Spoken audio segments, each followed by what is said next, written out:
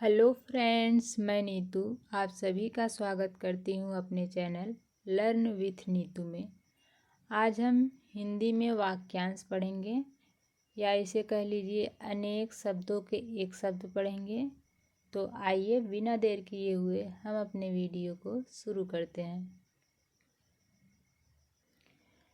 हमारा पहला वाक्य है उत्तराधिकार में प्राप्त संपत्ति। इसको एक शब्द में क्या कहेंगे? तो इसे एक शब्द में हम कहते हैं रिक्त।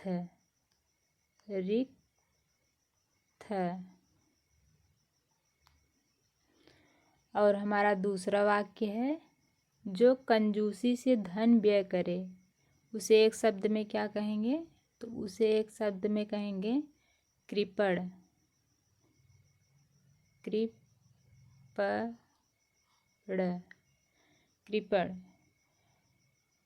आज हम जितने भी वाक्यांश पढ़ेंगे वो परीक्षा की दृष्टि से मोस्ट इम्पॉर्टेंट है। आप लोग इसे ध्यान से देखें और याद रखें। अगर एक बार में ये सारे वाक्यांश आपको नहीं याद होते हैं तो वीडियो को दोबारा देख सकते हैं और याद रख सकते हैं। हमारा अगला वाक्यांश है किसी के गुण को भी अवगुण समझना। इसे एक शब्द में क्या कहेंगे? तो इसे एक शब्द में हम कहते हैं असूया।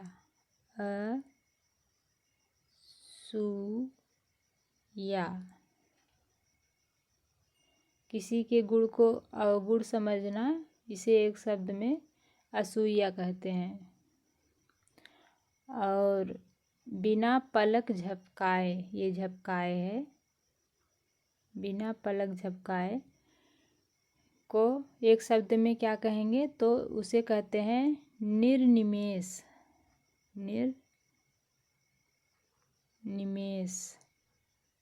उसे एक शब्द में निर्निमेष कहते हैं। और जो कम खर्च करता हो उसे एक शब्द में क्या कहेंगे? तो उसे एक शब्द में कहेंगे मितव्ययी।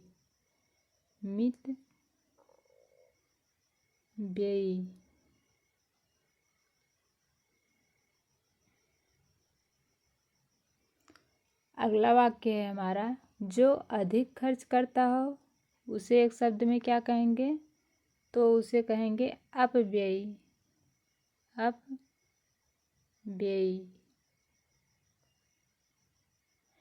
गुरु के समीप रहकर अध्ययन करने वाला, उसे क्या कहेंगे हम एक शब्द में? तो उसे कहते हैं अंतेवासी।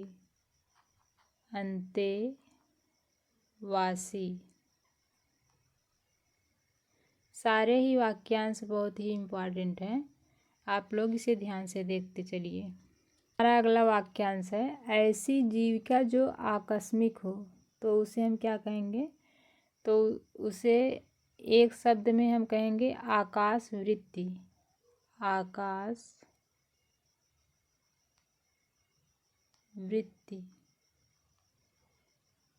उसे हम आकाश वृत्ति कहेंगे। तो ऐसी जीविका जो आकस्मिक हो, हम उसे एक शब्द में आकाश वृत्ति कहते हैं। या कभी कभी एग्जाम में ऐसे पूछा जाता है ऐसी जीविका जो निश्चित न हो, उसे क्या कहते हैं एक शब्द में? तो आकाश वृत्ति। हमारा अगला वाक्यांश है जिसे जाना न जा सके। उसे एक शब्द में क्या कहेंगे? तो उसे अज्ञेय कहेंगे। और हमारा अगला वाक्यांश है जिसका कोई शत्रु पैदा न हुआ हो, उसे क्या कहेंगे? उसे अजात शत्रु कहेंगे। हमारा अगला वाक्यांश है जो इंद्रियों की पहुँच से बाहर हो, उसे एक शब्द में क्या कहेंगे? तो उसे अतीन्द्रिय कहेंगे। और जिसे प्रमाण द्वारा सिद्ध न किया जा सके, उसे एक शब्द में क्या कहेंगे? तो उसे अप्रमेय कहेंगे। और जिसके पास कुछ भी न हो उसको एक शब्द में क्या कहेंगे? तो उसे अकिंचन कहेंगे। और जिसकी उपमा न दी जा सके उसे एक शब्द में क्या कहेंगे? तो उसे अनुपमेय कहेंगे।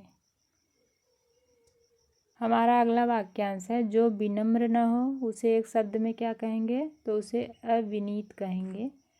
और आदि से अंत तक, उसे एक शब्द में क्या कहेंगे? आद्योपांत कहेंगे। और जो शीघ्र प्रसन्न होने वाला हो उसे एक शब्द में क्या कहेंगे, तो उसे आशुतोष कहेंगे। और आशुतोष जो है वह शिव का पर्यायवाची भी है। तो ये भी एग्जाम में पूछता है कि आशुतोष किसे कहते हैं, तो आशुतोष जो है शिव को कहते हैं। और किसी देश या समाज की घटनाओं का क्रमवार विवरण उसे एक शब्द में क्या कहेंगे, तो उसे इतिवृत्त कहेंगे। किया गया हो उसे एक शब्द में क्या कहेंगे, उसे उपकृत कहेंगे। और ऊपर की ओर जाने वाला को ऊर्ध्वगामी कहेंगे। ऊर्ध्व मतलब होता है ऊपर की ओर और गामी मतलब जाने वाला। और इसका अपोजिट, ऊर्ध्वगामी का अपोजिट क्या है, अधोगामी। अधोगामी मतलब होता है नीचे की ओर जाने वाला। तो ये कभी कभी अपोजिट में भी पूछा जाता है और कभी कभी ये दोनों वाक्य एग्जाम में पूछे जाते हैं कि ऊर्ध्वगामी किसे कहते हैं, तो ऊपर की ओर जाने वाला। और अधोगामी किसे कहते हैं, तो नीचे की ओर जाने वाला। और अगला वाक्य है जो किए हुए उपकार को मानता हो उसे क्या कहते हैं, कृतज्ञ कहते हैं। और जो किए हुए उपकार को न मानता हो उसे क्या कहते हैं, तो उसे कृतघ्न कहते हैं। ये दोनों वाक्य एग्जाम में बहुत पूछे जाते हैं। और प्राचीन आदर्शों पर चलने वाला इसे क्या कहेंगे, तो उसे क्या कहेंगे, गतानुगतिक। प्राचीन आदर्शों पर जो चलता है उसे एक शब्द में गतानुगतिक कहते हैं।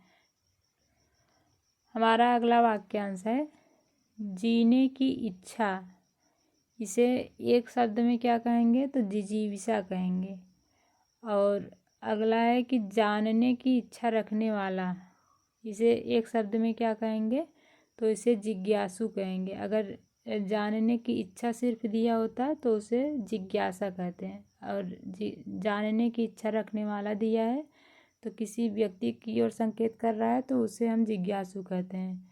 ये ट्रिक है कि अगर ये मतलब सिर्फ इच्छा तक है तो वो जिज्ञासा हो जाएगा, सा पे आ की मात्रा। और अगर इच्छा रखने वाला है तो ऊ की मात्रा लग जाएगी, जिज्ञासु। जो किसी भी पक्ष में न हो उसे हम एक शब्द में तटस्थ कहते हैं। और जिसे जीतना कठिन हो उसे हम क्या कहते हैं एक शब्द में, तो दुर्जेय कहते हैं। मध्य रात्रि का समय उसे एक शब्द में क्या कहेंगे, तो उसे निशीथ कहेंगे। किसी चीज़ की स्पृहा न हो जिसे, तो उसे क्या कहेंगे हम, निस्पृह। किसी चीज़ की स्पृहा न हो तो उसे हम क्या कहेंगे, निस्पृह कहेंगे। और जिसका संबंध पृथ्वी से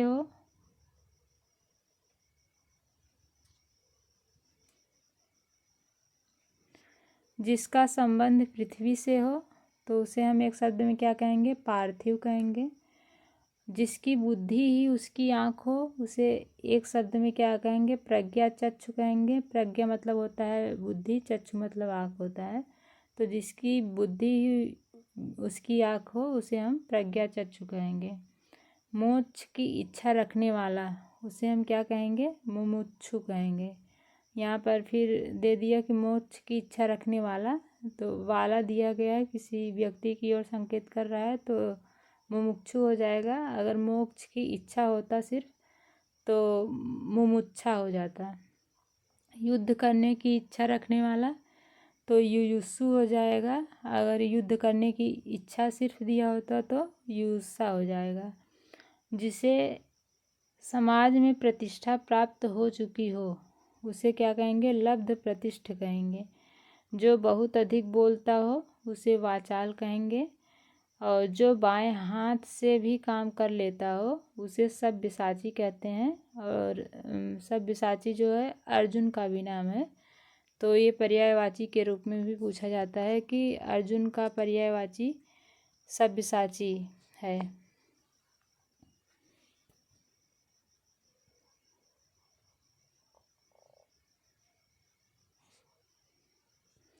हमारा अगला वाक्य है जिसकी बुद्धि स्थिर हो उसे क्या कहते हैं, स्थित प्रज्ञ कहते हैं। जिसे यह न सूझ रहा हो कि अब क्या करना चाहिए, तो उसे हम एक शब्द में किंग कर्तव्य विमूढ़ कहते हैं। अर्थात जिसे अपने कर्तव्य का ज्ञान न हो कि हमें क्या करना है या क्या नहीं करना है, तो उसे हम एक शब्द में किंग कर्तव्य विमूढ़ कहते हैं। और प्रत्युत्पन्न मति को हम क्या कहेंगे? वह व्यक्ति जिसकी बुद्धि तुरंत निर्णय लेने में सक्षम हो, या सरल शब्दों में हम कहेंगे कि हाजिर जवाब। तो या फिर ऐसे भी आता है कि जो बिना सोचे तत्काल उत्तर दे, तो उसे एक शब्द में क्या कहेंगे? प्रत्युत्पन्न मति कहेंगे। और जिसकी ग्रीवा सुंदर हो, उसे एक शब्द में क्या कहेंगे? सुग्रीव कहेंगे। जो आकाश में विचरता हो, उसे क्या कहेंगे? तो उसे नभचर कहेंगे या खेचर भी कहते हैं। और जिसने ऋण चुका दिया हो, उसे एक शब्द में उऋण कहते हैं। जो आँखों के सामने न हो, उसे परोक्ष कहते हैं। जो आँखों के सामने हो, उसे प्रत्यक्ष कहते हैं। वह जमीन जो उपजाऊ न हो, उसे ऊसर कहते हैं। और वह जमीन जो उपजाऊ हो, उसे उर्वर या उर्वरा कहते हैं। जो सब कुछ जानता हो, उसे सर्वज्ञ कहते हैं। और अगला वाक्य है हमारा, जो कम जानता हो उसे अल्पज्ञ कहते हैं। जो कुछ न जानता हो उसे अज्ञ कहते हैं। जो सब कुछ जानता हो उसे सर्वज्ञ कहते हैं। और जो कुछ न जानता हो उसे अज्ञ कहते हैं।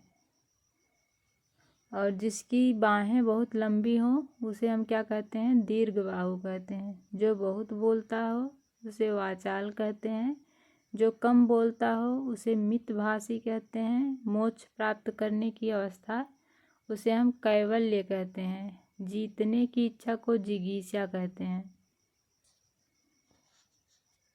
रहने की इच्छा को क्या कहेंगे? जिजीविषा कहेंगे। भोजन करने की इच्छा को बुभुक्षा कहेंगे। और गोद लिया हुआ पुत्र को हम क्या कहते हैं? दत्तक कहते हैं। पेट की अग्नि को क्या कहते हैं? जठराग्नि कहते हैं। जठर मतलब होता है पेट, अग्नि हो गया तो जठराग्नि हो गया। समुद्र की अग्नि को बड़वाग्नि कहते हैं। जंगल की अग्नि को दावाग्नि कहते हैं।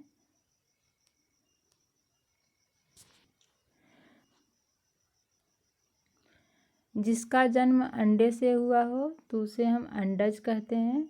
जिसका जन्म पसीने से हुआ हो उसे हम स्वेदज कहते हैं। स्वेद मतलब होता है पसीना, ज मतलब उत्पन्न। और जो पृथ्वी फाड़कर जन्मता हो उसे उद्भिज कहते हैं। जिसकी आशा न की गई हो उसे अप्रत्याशित कहते हैं। जो प्रमाण से सिद्ध न हो सके उसे अपरिमेय कहते हैं। उत्तर और पूर्व की दिशा को हम क्या कहते हैं? तो हम इसे ईशान कहते हैं। ऐसे देख लीजिए, ये पूर्व हो गया, ये पश्चिम हो गया, ये उत्तर हो गया, ये जो है दक्षिण हो गया।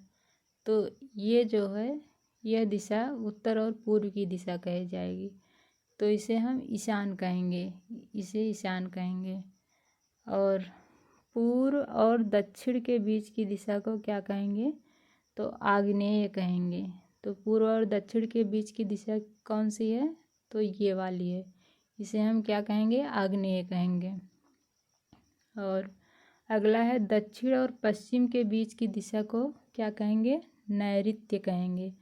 तो दक्षिण और पश्चिम के बीच की दिशा ये वाली है, तो इसे हम नैऋत्य कहेंगे।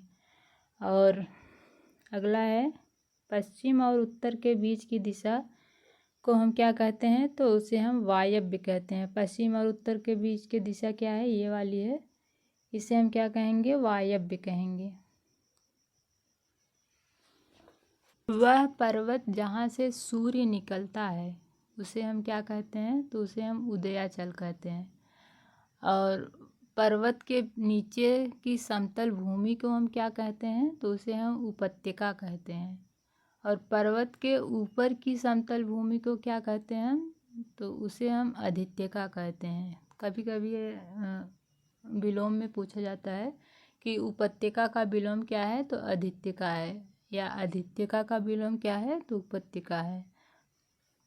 जो एक ही माता के उदर से पैदा हुए हों, उसे एक शब्द में क्या कहेंगे? तो सहोदर कहेंगे। और परंपरा से चली आ रही कथा को एक शब्द में क्या कहेंगे? तो अनुश्रुति कहेंगे। अगला वाक्यांश है हमारा, वह स्त्री जिसके पति ने दूसरी शादी कर ली हो उसे हम अध्यूढ़ा कहते हैं। और वह स्त्री जिसे पति ने त्याग दिया हो उसे हम परित्यक्ता कहते हैं। वह पुरुष जिसकी पत्नी मर गई हो उसे हम विधुर कहते हैं। वह स्त्री जिसका पति परदेश गया हो उसे हम प्रोषित पतिका कहते हैं। ये खटखोड़ वाला सा है, ये वाला सा है, प्रोषित पतिका कहते हैं। और तैरने की इच्छा रखने वाला उसे हम तितीर्षु कहते हैं। तैरने की इच्छा सिर्फ दिया रहे तो उसे हम तितीर्षा कहते हैं। जिसकी भुजाएं घुटनों तक लंबी हो उसे हम आजान बाहु कहते हैं। और ये सारे ही वाक्यांश इम्पॉर्टेंट हैं, आप सभी ध्यान रखें। अगला वाक्यांश है हमारा, जिसकी भुजाएं घुटनों तक लंबी हो उसे हम क्या कहेंगे? तो आजानुबाहु कहेंगे। जो बहुत मंद गति से कार्य करता हो उसे हम मंथर कहते हैं। जो दूसरों के दोषों को ही खोजता हो उसे हम क्या कहते हैं? तो छिद्रान्वेषी कहते हैं। जिसे शब्दों में न कहा जा सके उसे हम क्या कहेंगे? एक शब्द में तो अकथनीय कहेंगे।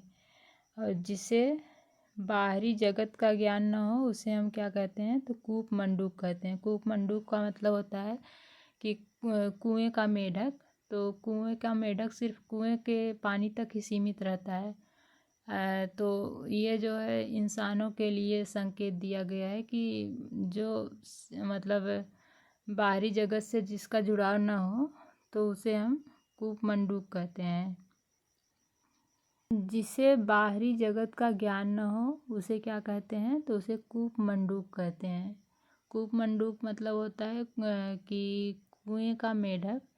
अगर इंसान जो है अपने ही दुनिया में सीमित है तो उसे कूप मंडूक कहा जाता है। बाहरी जगत से अगर वह जुड़ा नहीं है, अपनी ही दुनिया में सीमित रहता है तो उसे कूप मंडूक बोलते हैं।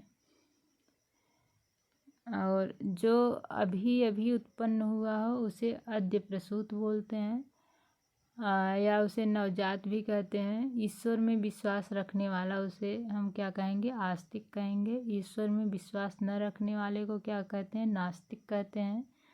जो सब जगह व्याप्त हो उसे सर्वव्यापी कहते हैं। जो व्याकरण अच्छी तरह जानता हो उसे वैयाकरण कहते हैं। और पहले कभी न सुना गया हो उसे क्या कहेंगे? तो उसे अश्रुत पूर्व कहेंगे। अश्रुत पूर्व, अश्रुत पूर्व। जो पहले कभी न सुना गया हो उसे एक शब्द में अश्रुत पूर्व कहते हैं। अश्रुत पूर्व कहते हैं। अश्रुत पूर्व। वर्षा का बिल्कुल न होना उसे हम क्या कहते हैं? अनावृष्टि कहते हैं। बहुत कम वर्षा होना अल्पवृष्टि कहते हैं। अत्यधिक वर्षा होना अतिवृष्टि कहते हैं। अल्प मतलब थोड़ा, वृष्टि मतलब वर्षा। तो बहुत कम वर्षा, अति मतलब अत्यधिक वर्षा, अत्यधिक वृष्टि मतलब वर्षा। और वह स्त्री जिसका पति जीवित हो उसे हम क्या कहते हैं? तो उसे हम सधवा कहते हैं। स्त्री का पुत्र और पति न हो या न जीवित हो तो उसे हम अवीरा कहते हैं। अवीरा। और जिसका कोई सहारा न हो उसे अनाथ कहते हैं। और जो वचन से परे हो उसे हम वचनातीत कहते हैं। जिसे टाला न जा सके उसे अपरिहार्य कहते हैं। तो आज के लिए इतना ही। Thanks for watching. अगर वीडियो आप सभी को अच्छी लगी हो लाइक कीजिए, सब्सक्राइब कीजिए, शेयर कीजिए। फिर हम नेक्स्ट वीडियो में मिलेंगे। Thank you.